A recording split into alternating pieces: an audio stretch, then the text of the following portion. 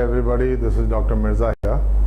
Hi Revati, and thank you for asking that nice question to me.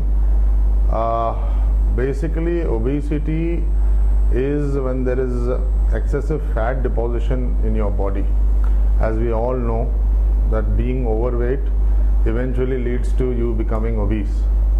And the difference between being overweight and being obese is that the worst version of being overweight is obesity. In medical terminology, we calculate something what is known as a BMI.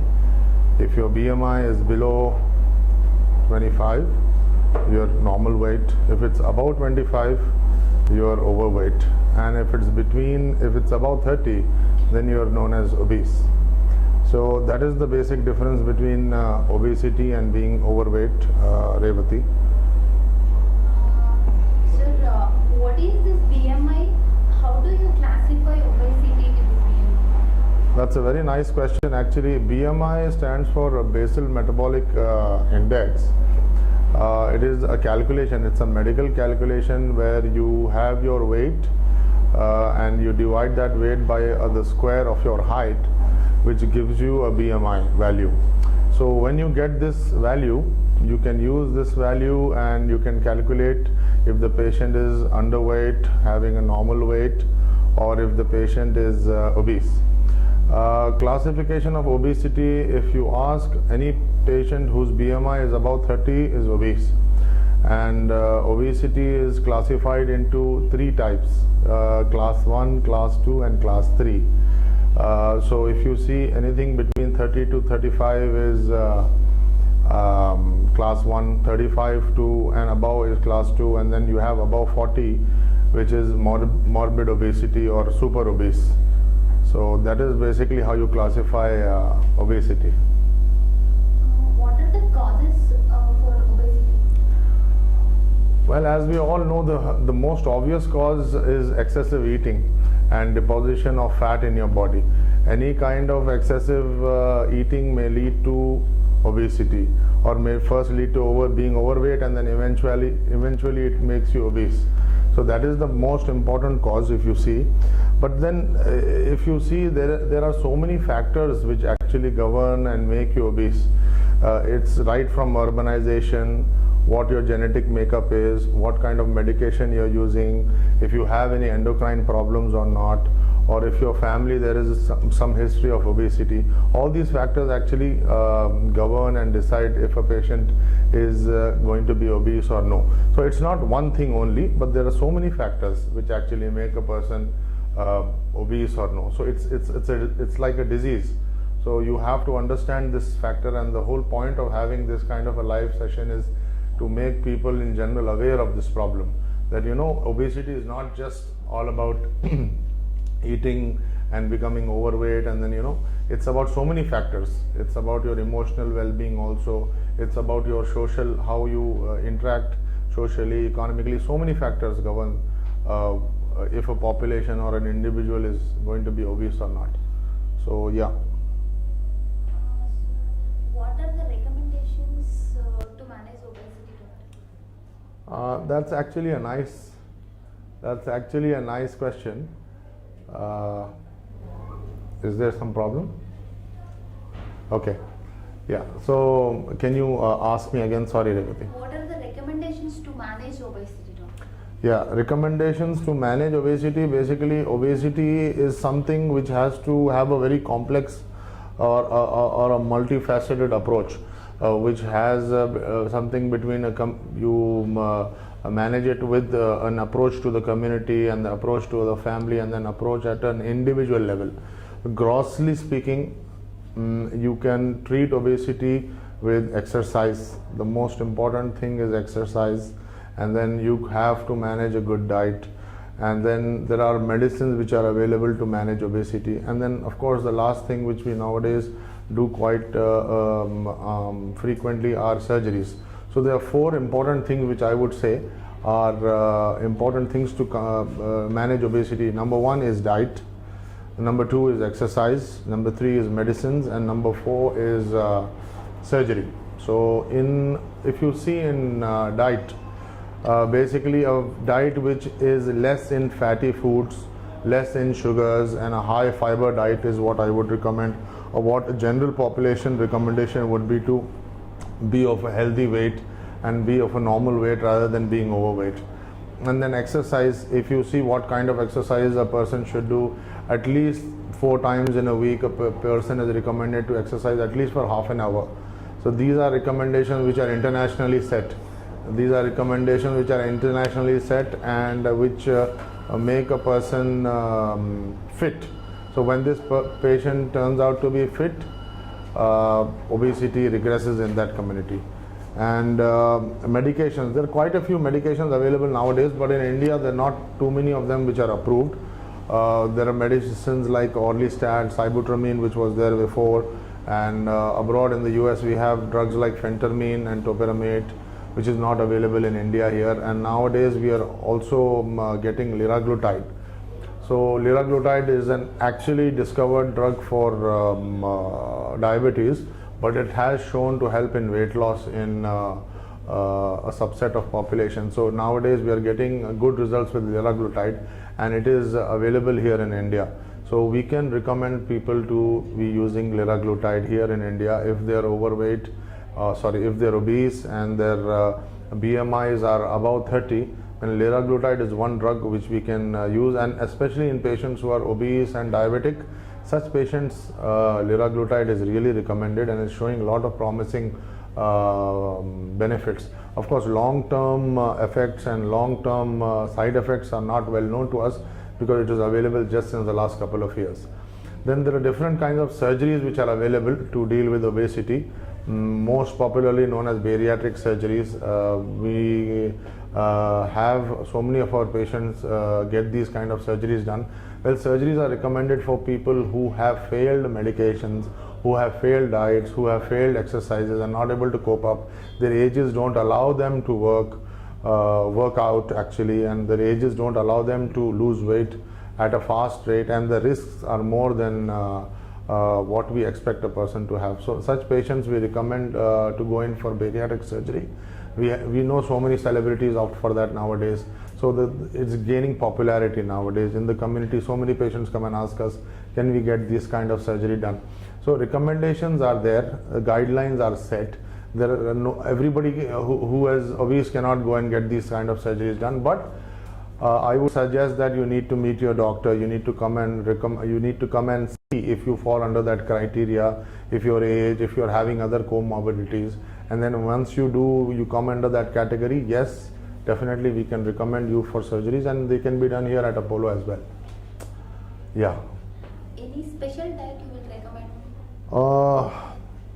Basically, to fight obesity, the most important factor is you need a low fat diet, a low calorie diet. Basically, your diet should be calorie deficit. So when you're calculating a diet, kilocalories per day, you need to calculate it between 15 to 20 calories per kg body weight. So if you are weighing 100 kgs, you multiply that by around 15 to 20 depending on what kind of ethnicity person you are. So you get about 1500 to 2000 kilocalories per day. So you calculate your diet based on this, and you have a low sugar diet. You avoid eating junk food, you avoid eating all these burgers and pizzas and white breads and all these things which you get in the market today, which is easily available. Rather you eat fruits, you eat simple carbohydrates, you eat stuff which fills you up more and has a less calorie value in it, so that you end up having a calorie deficit, eventually making you lose weight over a period of time. You back this up by exercise, and then you are on the correct road to losing weight and becoming a normal weight person. There is a last question, doctor. Can obesity make you diabetes and hypertension? Yeah, that's a nice question. Actually, obesity cannot make you diabetic or hypertensive, but yes, it can definitely contribute to the road to diabetes and hypertension. If you are overweight itself, the risk factor is more. But if you are obese and you are not moving around, you are hardly having any kind of physical activity, masterly inactive, then eventually you are going to be, as your age goes up, about 45, you eventually turn out to be diabetic, you can turn out to be hypertensive as well. So eventually I would say that yes, obesity is one of the major factors, major preventable factors which you can change by doing these things like diet and exercise, and something which eventually may make you more healthier if you control, and your road to diabetes and road to hypertension can easily be managed. And also something which is known as metabolic syndrome is there. I would like to talk about that. Metabolic syndrome is something where you are overweight, you are having insulin resistance, and all these factors become worse and worse, and you end up having other complications. All these things are eventually resultant because you are having obesity. So by changing your lifestyle, by educating yourself, by doing some physical exercise, by having a modified diet, these simple things, with these simple things you can change yourself, and you can lose weight, and you can reverse metabolic syndrome. Yeah. There's a very informative doctor. Audience side, there is a question. Does maternal obesity pose a risk to the mother and child? Yes, maternal obesity is basically the kind of weight which you gain when you are pregnant. Is that what you want to ask? Then yes, when a mother is pregnant, the amount of weight regulation is also very, very important, because the more weight you gain during pregnancy, the more difficult it becomes for you to lose that kind of weight after your delivery or after your pregnancy. So I would say yes, it's a very important thing. You need to control your weight, but that doesn't mean that you don't eat the required amount of nutritious food. The recommendations internationally are set for any pregnant lady, the amount of folic acid which needs to be incorporated in the diet, and an Indian pregnant lady has to have adequate amount of iron in her diet, fiber in her diet. So all these things are very important for the development of the child in a pregnant lady. So these nutritious things have to be communicated to the pregnant lady, and probably it is advisable that they always meet a dietitian and plan out their diet. If there is a tendency for this lady to develop into an obese person, or develop into or gain weight during a pregnancy, definitely it is recommended that she meets a dietitian, charts out her diet plan, comes out with a calorie fixed diet, where the dietitian can help her decide how many calories she can take in a day, with a nutritious, balanced kind of a diet. So eventually she ends up having some weight neutral diet and having a good nutritious diet, which eventually leads to having a good healthy baby as well. And after the delivery, it is obviously recommended to do some form of physical exercise and control the diet more, so that she can lose that weight. One more question, sir. What are the complications that arises due to childhood obesity, and how do you prevent childhood obesity? Yes, childhood obesity is something which is altogether a different topic. But the thing is, if you are obese as a child, eventually, due to the most of the time, it is factors like genetics which play an important role, or social things. Like for example, in Japan, we have sumo wrestlers who are made to become obese because it is their profession. It is a prestigious thing for them to be overweight or obese, and then they end up fighting right from their child. So this is just an example which I am giving. So eventually what happens, you tend to develop complications like diabetes or hypertension early on in life. You tend to end up having these complications and problems earlier than compared to your other normal weight people. So definitely this is not a recommended thing. Childhood obesity can lead to a lot of complications when you become an enter adulthood and you are overweight. That means the starting point in your life itself is a big hurdle for you to overcome.